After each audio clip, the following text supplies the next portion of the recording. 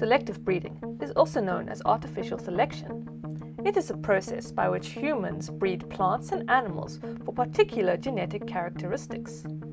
We have been doing this for thousands of years, ever since we first bred food crops from wild plants and started domesticating animals about 10,000 years ago. This is when we made the transition from hunter-gatherers to farmers. We no longer needed to wander around to gather food supplies. Wheat, barley, lentils, peas, rice, and potatoes were all cultivated by early citizens. We also began to tame animals for milk, meat, and hides. Goats, sheep, and chickens are thought to have been the first animals to be domesticated, followed later by bigger animals like horses and oxen for plowing and transportation. Agriculture allowed fewer people to provide more food.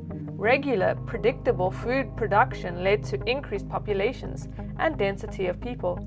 People now had the time to travel, trade, and communicate. Settlements began growing. The first villages and then cities were built near fields of domesticated plants. Civilization was founded upon selective breeding. How does selective breeding work? Parents with the desired characteristics are selected from a mixed population and are bred together. From the offspring, those with the desired characteristics are then also bred together. This continues over many generations until all the offspring show the desired characteristic. Just think of all the breeds of dog that are around today.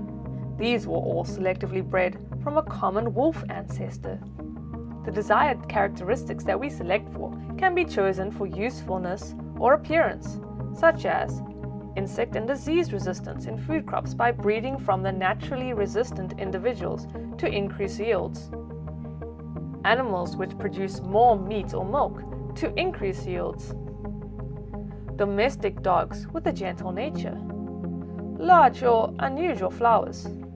We just keep breeding and selecting and breeding once more until we hit the desired jackpot. Look at what we've done to modern chickens in 50 years. It's over 4 times bigger due to selective breeding. By inbreeding parents that are genetically closely related, negative outcomes can arise. The offspring will all share very similar genes, which could make some diseases more dangerous as all individuals would have the same weaknesses. The reduced gene pool also means that they are more vulnerable as they have less chance of being able to adapt to changes in the environment, such as climate change. There's also an increased risk of genetic disease caused by recessive genes.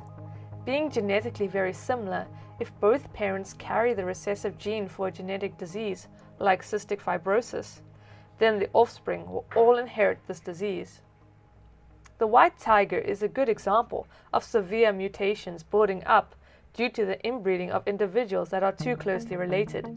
We have been selectively breeding for thousands of years, getting closer to our desired goal with each generation of offspring.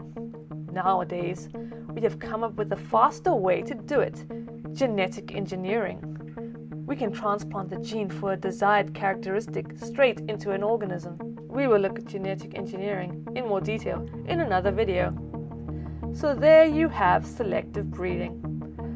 We have been doing it since the origins of agriculture and aren't looking to stop anytime soon.